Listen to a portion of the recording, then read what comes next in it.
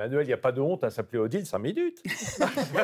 Très joli, Odile. Je vous embête. Le gars qui se plante lui-même et qui incrimine tout le monde. Formidable, hein. Quelle mauvaise foi, mais j'adore ça.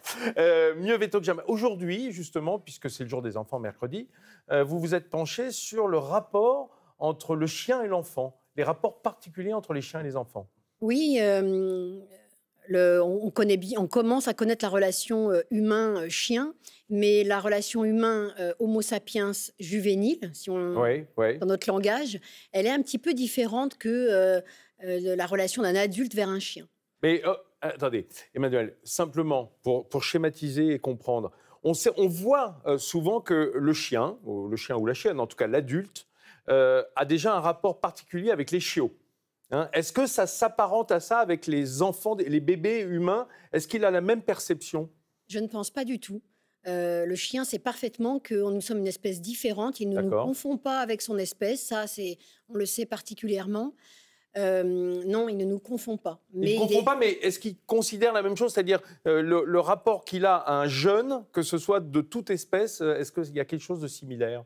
En tout cas, on ne l'a pas montré. Il est évident qu'il y a certains chiens qui, vis-à-vis le mien déjà, vis-à-vis des enfants, va avoir une attitude différente d'avec un adulte, moins, on va dire, moins actif, plus délicat.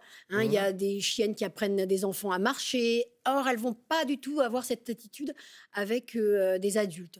Mais ça, on n'a pas vraiment encore... on ne s'est pas penché là-dessus. Ça, c'est vrai. Et un enfant, comment lui perçoit un chien? Alors, il le perçoit évidemment, il y a une énorme attraction. Ça dépend de sa taille aussi. Exactement. Il peut y avoir de la peur, mais on sait par exemple que les chiens, les enfants ne perçoivent un chien dangereux qui montre les dents, ils le perçoivent comme dangereux qu'au-delà de 6 ans. Avant, ils pensent que le chien lui sourit. Ah oui. D'où le fait que énormément d'enfants bas âge sont mordus par des chiens qui préviennent l'enfant qu'il ne souhaite pas interagir, et l'enfant pense que le chien sourit. Et généralement, le chien, il grogne aussi. Mais et ça aussi, c'est pas perçu par les petits-enfants. Les chiens peuvent grogner extrêmement gravement et ils ne peuvent pas l'entendre. Pour les aboiements, les enfants arrivent à détecter qu'un aboiement est un aboiement de menace ou un aboiement de jeu. Ça, ils savent le faire, mais c'est avec l'aboiement, pas les grognements. Bon, on a parlé de ce qui pose problème. À côté de ça, Julie, vous vouliez parler peut-être de la relation. Qu'est-ce que ça apporte? Vous disiez là tout à l'heure, il y a des chiennes qui apprennent à des enfants à marcher. Ça veut dire qu'il y a souvent, parfois en tout cas, une relation très forte entre le chien et l'enfant.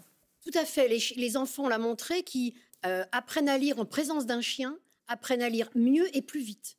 On ne sait pas pourquoi. Ah oui. On sait que leur cortex frontal à ce moment-là est plus actif. Ils se concentrent mieux. Il y a beaucoup d'études de tous les pays, elles sont toutes convergentes. Oui, apprendre avec un chien, ça augmente les réussites, si l'enfant n'a pas peur. Vous êtes en train de dire qu'à choisir, il vaut mieux avoir un chien dans une famille que pas de chien? Ça dépend. Oui, mais la présence d'un animal peut être tout à fait positive, oui. C'est pour ça que les humains prennent des animaux. Ils ne se posent pas cette question aussi. Mais pourquoi il y a ce désir d'en prendre un? C'est bien qu'on ressent quelque chose de positif en leur présence. Est-ce que ce n'est pas parce qu'on ressent une sorte...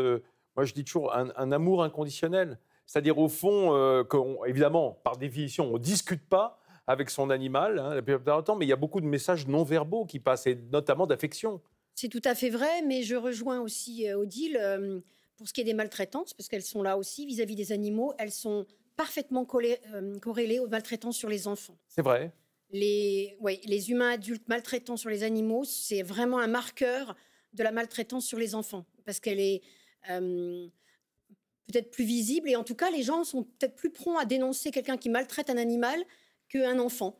C'est tout à fait possible, où ils appellent plus facilement la SPA ou des organismes de protection animale. Ça se fait beaucoup, ça, des dénonciations de gens qui seraient maltraitants envers leurs animaux? Il faudrait peut-être demander à ceux qui en sont responsables, mais les gens le racontent.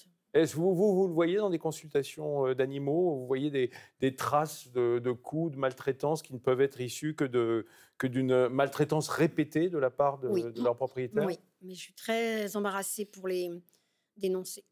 Puisque les gens viennent me voir pour avoir de l'aide. Donc, je ne vais pas les accabler et les envoyer pour qu'on retire le chien. Ce n'est pas faisable. Donc, oui, je le vois, bien évidemment. J'ai une phrase toute bête et toute sotte, mais qui dit que les animaux ne mentent pas. bien sûr, c'est une évidence. Il dissimule difficilement, on va dire, effectivement. D'ailleurs, pour revenir à notre sujet sur cette relation entre chien et enfant, est-ce que dans cette relation, il y a quelque chose qui construit l'animal? Parce que là, on a parlé de la relation vers l'enfant, c'est-à-dire ce que ça fait. Mais est-ce qu'un chien s'en trouve mieux d'avoir des enfants à proximité? Malheureusement, il n'y a aucune étude là-dessus. Il y a sur Facebook, puisque on voit passer là une école vétérinaire qui dit qu'introduire un chien dans une famille nombreuse, c'est une maltraitance. Alors là, vous voyez, c'est l'excès inverse. J'en suis, j'ai même pas lu. Tout est dans la nature, cher voilà, Emmanuel. donc, ça n'a pas de bon sens, mais la mesure du bien-être de l'animal vis-à-vis de l'humain, que ce soit dans tout ce qui est médiation animale, utilisation de la zoothérapie, la mesure, alors il y en a qui disent si c'est très bien fait, la mesure du bien-être de l'animal n'est pas toujours scientifiquement prise en compte. Voilà. Scientifiquement, il faut mesurer avec des outils qui sont fiables et pas une simple... Pas de cas du ressenti. Voilà. On peut envoyer son chien chez le psychothérapeute. Bon, il y a le dialogue est difficile. À l'école vétérinaire, bien sûr. Merci beaucoup, Emmanuel Titeux, d'être venu nous parler de cette relation entre enfants et animaux.